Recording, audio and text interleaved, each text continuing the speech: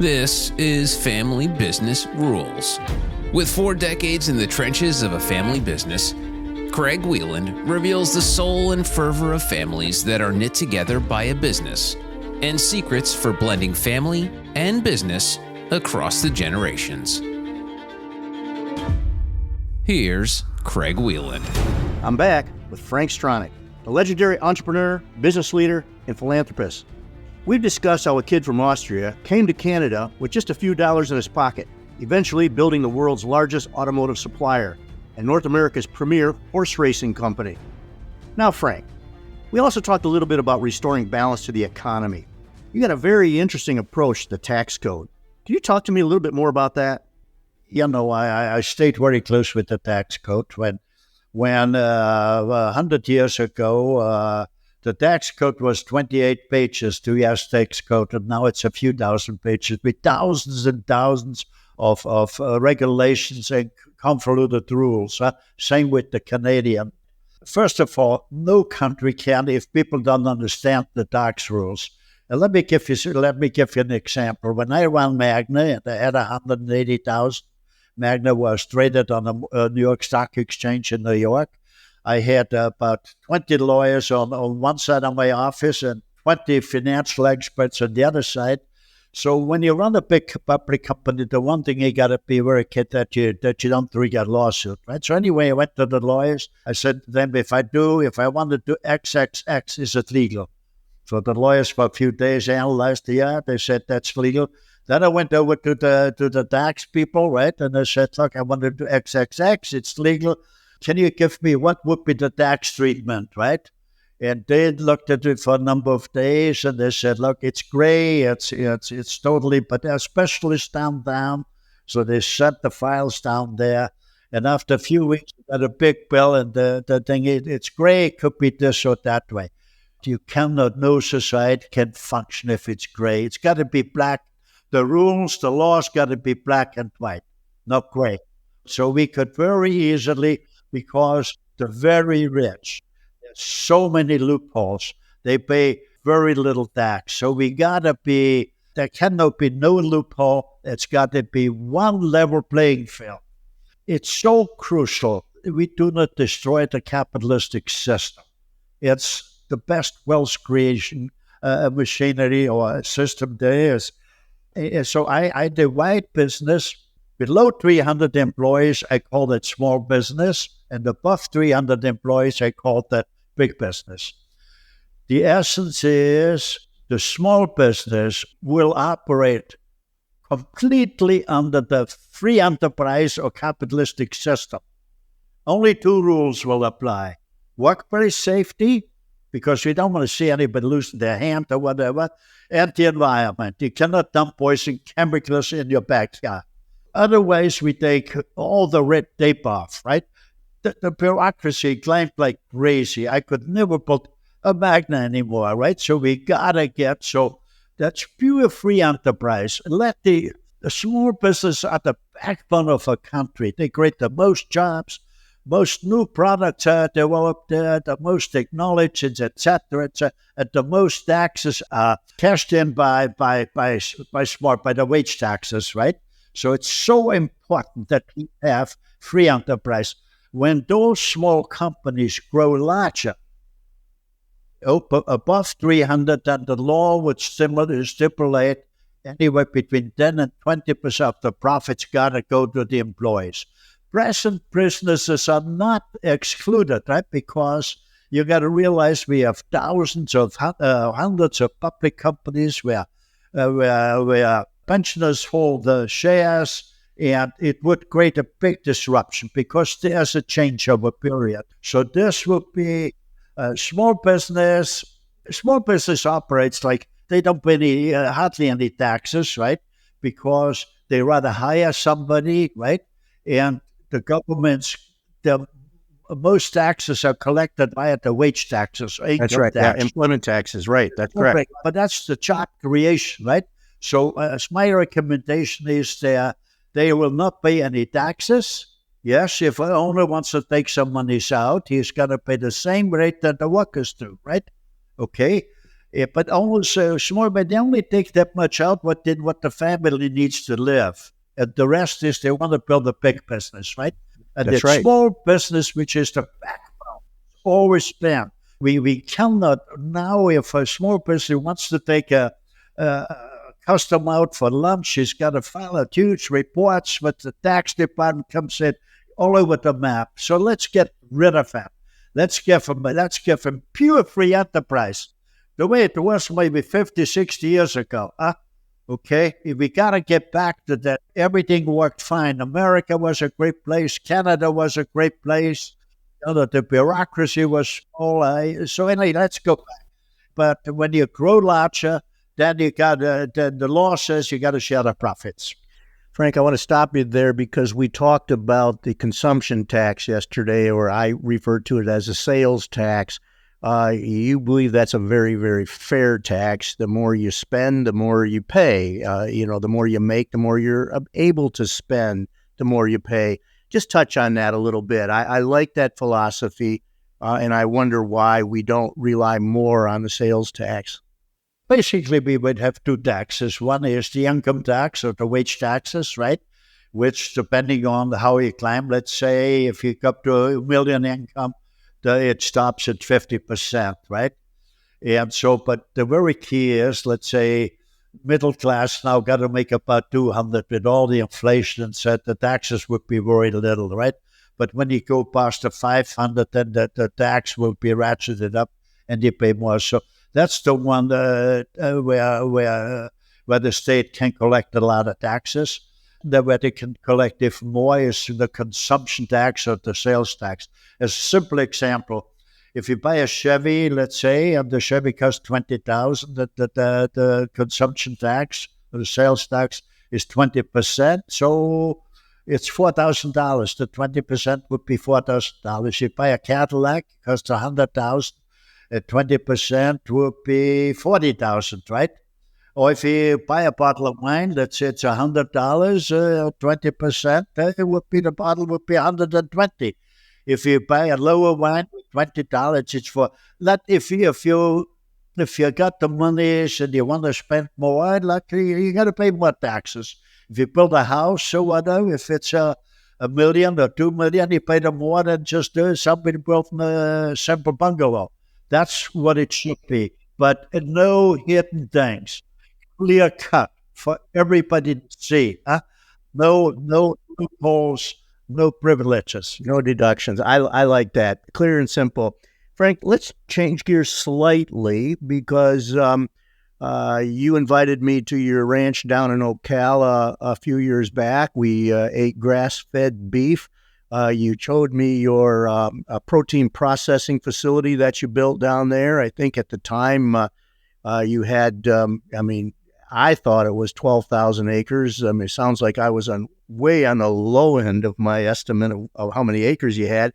But you were really focusing on food, and you were focusing on natural foods, organic foods. Yesterday when we were in Toronto, we had lunch at your restaurant, which specializes in natural and organics, non-GMO foods. Tell me a little bit about your reasoning behind this. And I think it's more, I assume it's more than just Frank Stronach wants to eat healthy, because you could do that without owning cattle ranches or starting restaurants.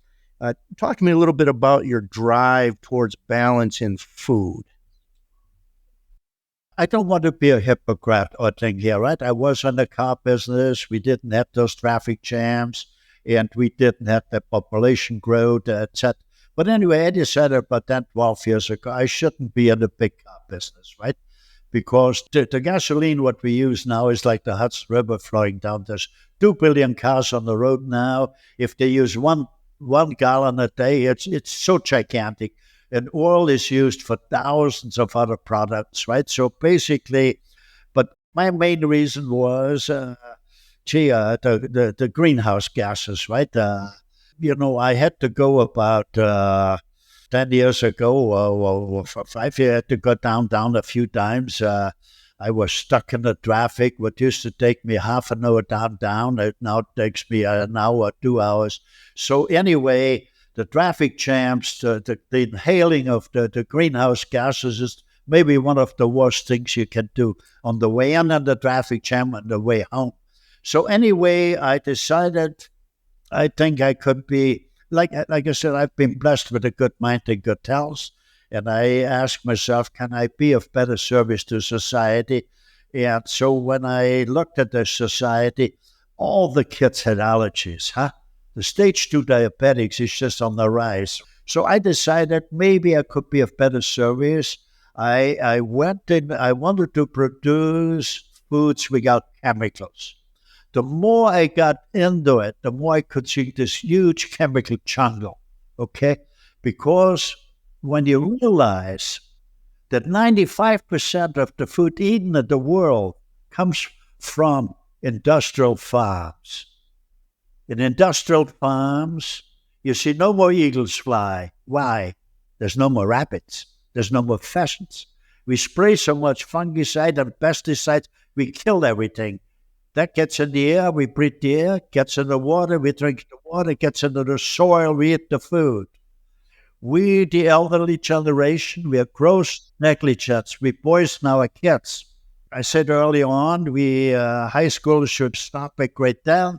Then the kids would be exposed to trades that we can make products. But point 7 in call it in the economic charter, point 7 is no American kid should go to school hungry. That means breakfast got to be served. No American kid should leave the school hungry. That means lunch has got to be served. And by law, the food would have to be organic. Any politician, anybody saying we cannot afford that, that would be the worst statement somebody could make, because our medical costs are in the billions. We would save billions and we would have a healthy society. So this is something we seriously got to think about it, because I think kids should mean a healthy young generation should be the most important thing to our society. No, I get it. And you know what? When I was reading your book, I was also struck by your idea of healthcare. You talked about social welfare. You talked about social centers in large cities to help people who can't afford health insurance or can't afford good health insurance. You know, I know our system here in the U.S. is a little bit different, quite a bit different than yours in Canada. But we do have a two-tiered system of healthcare in this country: those who can afford and those who cannot. And talk a little bit about that. I mean, you have a balanced approach. You're saying, well, first of all, we should eat healthy. We should stay active so that we don't get sick. You talked about type 2 diabetes. Then you also talked about helping people who do get sick. And I thought it was really illustrative in your book. You said, you know, as a young entrepreneur in Toronto, if you had slipped and fell and hurt yourself, broke your arm, you would have went broke, because you would have had no way to get repaired, to get health, to take care of your body. Talk to me a little bit about balance in healthcare that you see we need to implement. Yeah, I had one episode, right, when I was young. I think it was in my second year, right? I really didn't know. I had a few employees, but I delivered some machinery, right, in my car. It was a winter road, it was icy, and I wound up in the ditch. Luckily, nothing really got damaged, but I said, gee, if I would have broken a thing, yeah, I would have been on welfare. So anyway, the very key is, we as a civilized society, we would need minimum standards. What are the minimum standards of a civilized society? I do not believe in a guaranteed annual wage, okay? But it doesn't matter how smart you are or whatever, you could fall in a gap temporarily where you have no monies, where you're hungry. So basically, the minimum standards would be no American citizen should be hungry, or Canadian citizen. How could we do that? I would say a social service center for every 100,000, right? When you got a city with like 1 million, you might have 10 social.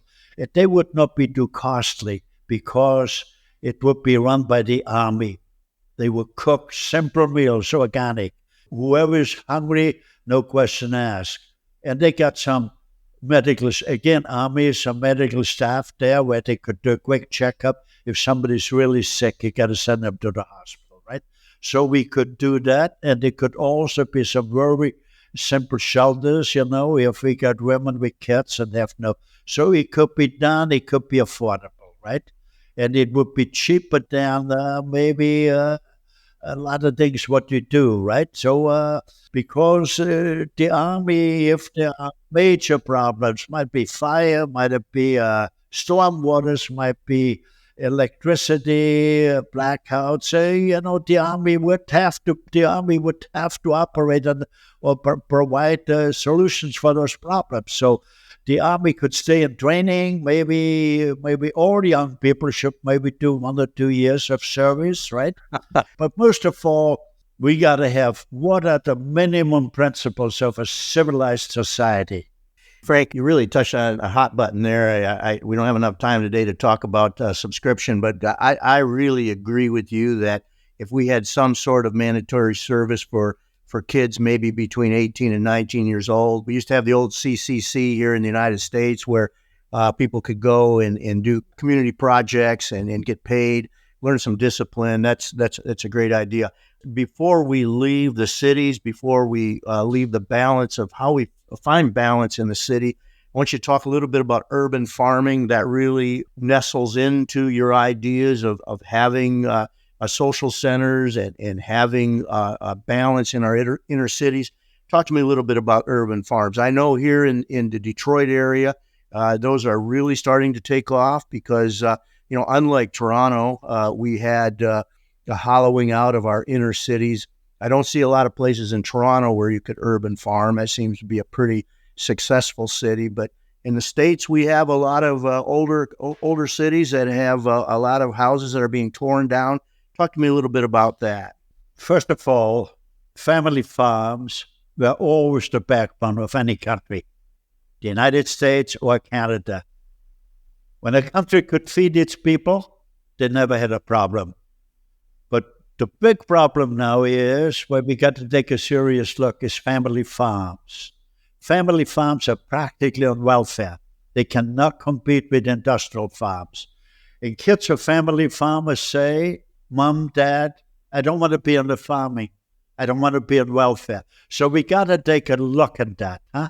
So we need, I think, in due time, some structures were created to help the farmers in the United States. I think it's very important that we have family farms.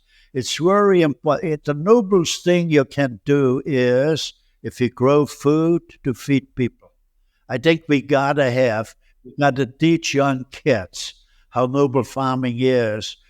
Every school should have a thing where we could teach kids how to grow tomatoes or how to grow produce, right? Okay, and it's so.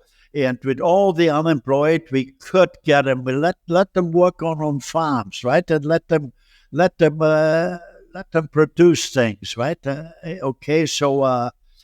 There is so much land lying to spare, which we could, so nobody should go hungry, and we could curb the inflation when it comes down to food.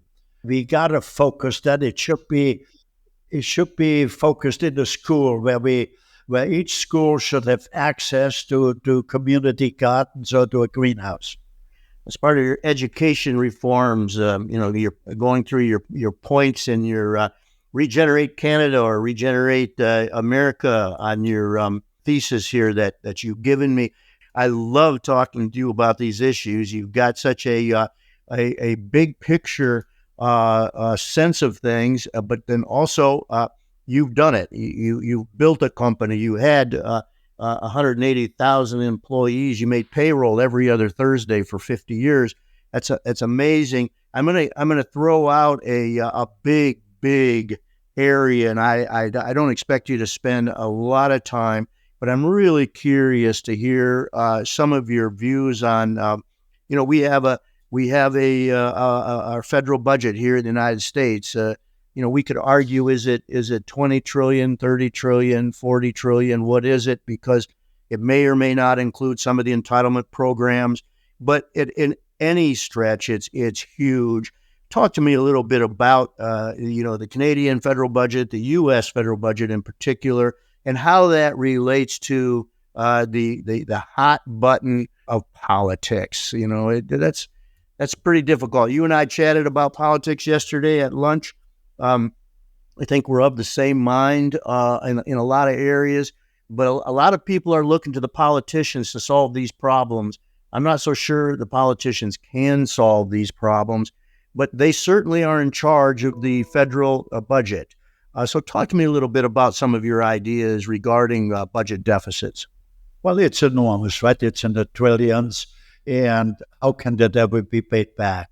And the frightening part about it is that we import more and more and we export less and less. When we export, maybe we export raw materials. So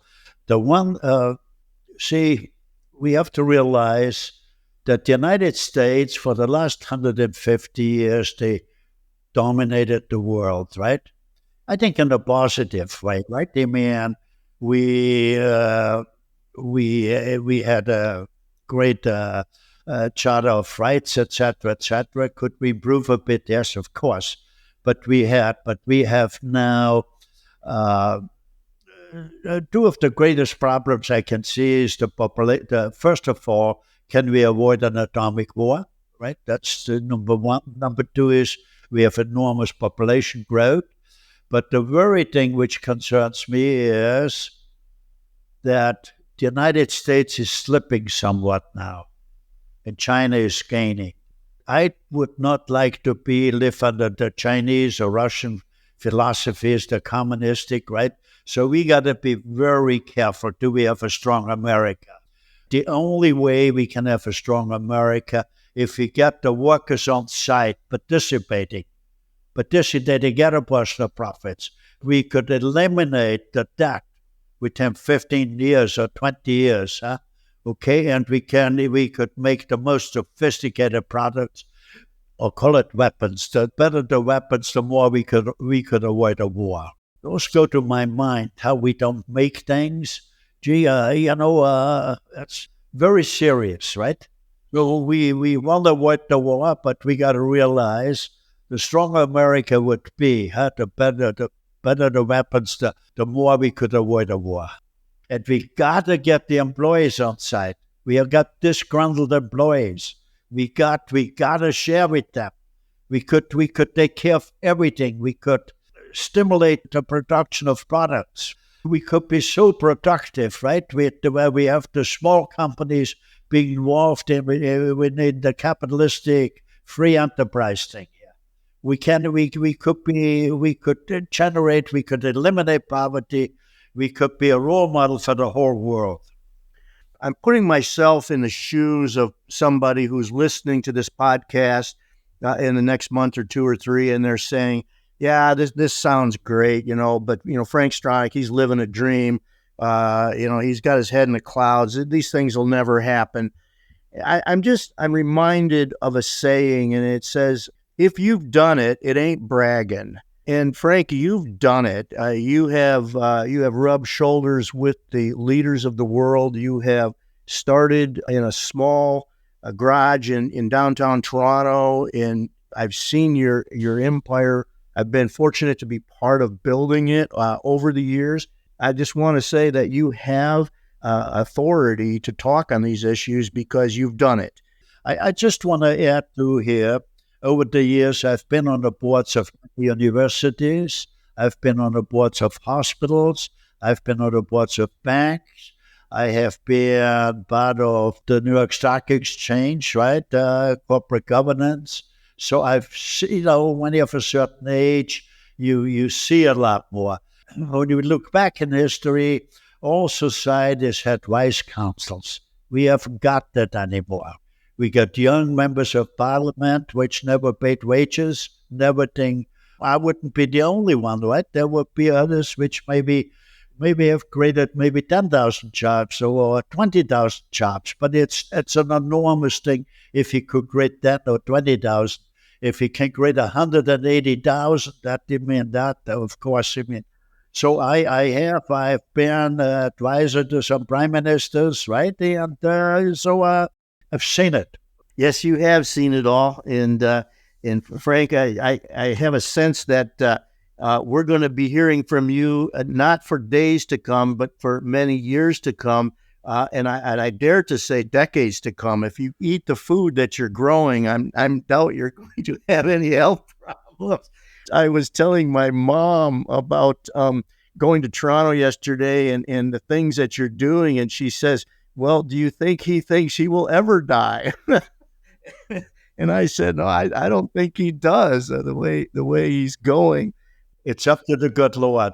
It's up to the good Lord, that is for sure. I just can't thank you enough for allowing me to ask you some of these pointed questions. Frank, thank you very, very much. I wish you the best. Okay, Craig, let's do it again. All right, sounds good. And that'll do it for this episode of Family Business Rules.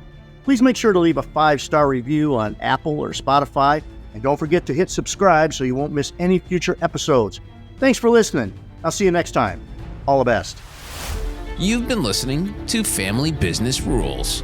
If you'd like to gain invaluable and practical insights on leadership, communication, and maintaining great relationships, both at work and at home, connect with Craig at craigwieland.com.